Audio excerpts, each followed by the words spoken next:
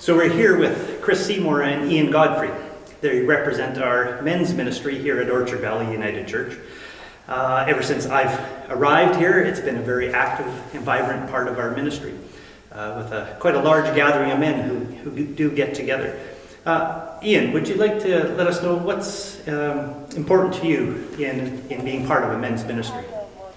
What's important to me, I think, is the fellowship within the men and getting to know the men and I guess doing things for the church, like the men's group have a couple of fundraisers. We raise money, we donate money to the church's operating expenses each year.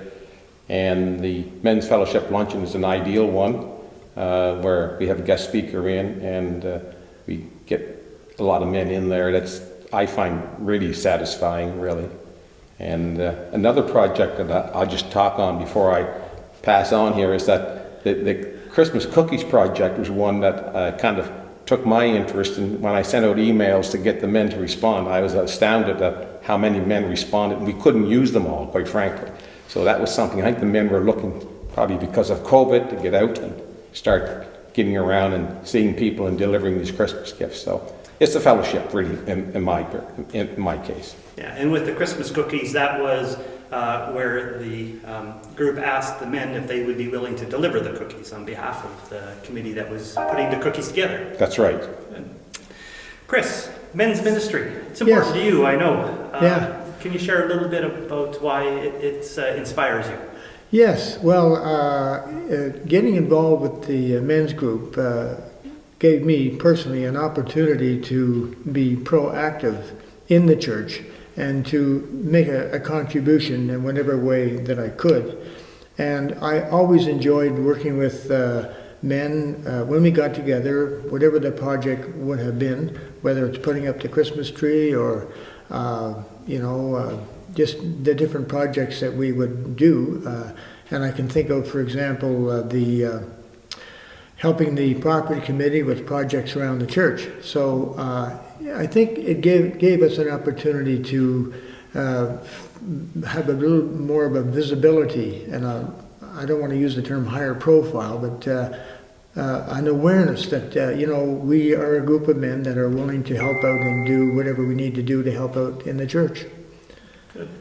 The luncheons that we have once a month, I know some of those speakers are very fascinating and they have a variety of topics.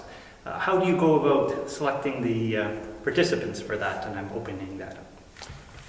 Well, I guess the chair of the committee, basically, there's two men that do a lot. Well, actually, it's a lot of men that arrange for guest speakers. You've done it yourself, Chris. Yes, yeah. And I know other men have brought in, made suggestions, and we had them in, and it proved to be very interesting. So we've done very well in that regard.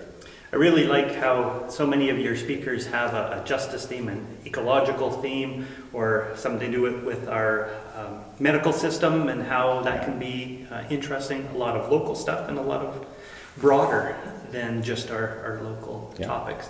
And I have to admit, any conversation with trains is always fascinating.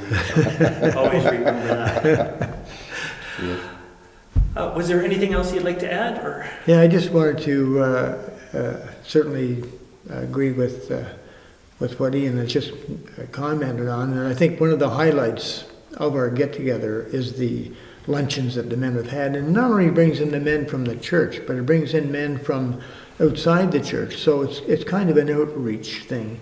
And it is nice to see different men in the community come out to the luncheons and join with us. And the questions that come up after are very interesting as well. So it's always a good thing. And of course, I think of the soup luncheons that we had here on Tuesdays where the men would come and help out with serving. Yeah, no, that's great. Thank you, Chris, for adding that. And that's an important part, is that men's ministry isn't defined by only Orchard Valley United Church. We go beyond to people of other denominations and even other faiths, or even lack of faith. Yes. There's no requirement that way, is there? Yeah. Well, thank you very much for participating in this Fruit from the Orchard episode, probably airing soon. So, thank you very much, both of you. You're welcome. You're welcome. Thank you. Thank you.